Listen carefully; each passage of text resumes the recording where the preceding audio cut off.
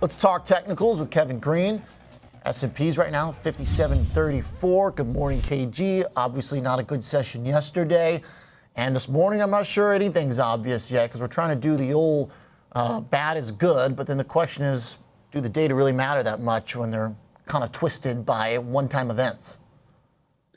Yeah, well, I would not be surprised if we try to get a little bit of a retracement, at least early on in the session here, Oliver, because we we got pretty close to a key area of support. The 5,700 level has been an area where we ranged out for a couple of weeks back in September, if you kind of look at it here. So a little bit of a retracement bounce could be in the cards. But one thing that I'm just kind of keeping my eye on here, especially when you're looking at these open interest levels, I moved that negative gamma level to 5,700. Now, we're still in, from an open interest standpoint, in negative gamma territory, just meaning that there's a lot of pressure on the markets. If we do see, any type of selling pressure because of news events, we could actually see an acceleration of selling activity taking place here. But 5,700 is where we've seen a lot of the positioning or the put flows coming in this morning. Now, if we kind of break through that, 5,620 is still on the radar here. But I also put the MACD on this chart here. We did have that 12 EMA cross below the 26 EMA. That actually happened right before the break to the downside. But that is the first bear signal that you have from a technical standpoint. We're still above the zero line, so that hasn't confirmed that bearish case yet fully, but it's something that to kind of keep on your radar here. And we also have that advanced decline line. It actually was in a little bit of a downtrend, seeing a little bit of an uptick earlier this morning here, but I would look at 5,800 on an intraday basis. 5,800 would be more of the the positive area or the area of resistance that was previously an area of support, and then also kind of looking at the 5,750 where we are getting some call buyers stepping in here today. All right, so in theory, we should have a few decent levels of support pretty close by.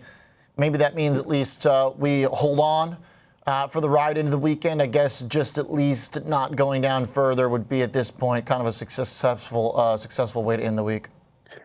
It would be. So if we're looking at the intraday chart of that 5-day, 15-minute chart, some key areas to kind of focus on here, and I didn't highlight this on the chart, and I should have. 57.35 is actually that area where we faded yesterday, where we hit it and then we dropped around 30 points in a matter of 4 minutes, 5 minutes. So that's your first key area of resistance if you're looking at it from a technical standpoint. And then once again, 57.50. But the ISM manufacturing data has actually been a very bearish data point for us for the last 3 months. So that's something we have to keep in mind. If it does come in line or actually misses the street's expectations and we start getting this stagflationary fear kind of getting back into the market like we've seen over the last couple of months, then we could see actually a reversal. You want to see 5,700 hold. If not, 5,670 is where we are seeing a lot of put flows here today. And I would say the puts are actually kind of outweighing the calls right now, and rightfully so. You have volatility up. You have a lot of institutions that want to try to hedge downside risk. That doesn't mean that we have to go to the downside, but that just means that that's where the positioning is for right now. So 57.35, got to break through that, moving up from there. 57.50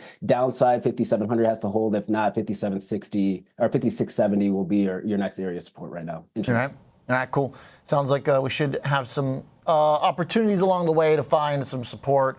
And it seems like we're not done yet for the day either, because to the point of the manufacturing ISM, it's a pretty important print still left to come in. But to your point, it's generally been quite soft. Which then, if it actually comes in nice, that would be a surprise. And there has been some little messaging of the market that some of the manufacturing cyclical stuff is firming up. So we're not done yet. We still got something here today maybe that could give us a little swing. Thank you, KG, for the perspective on the charts. Appreciate that.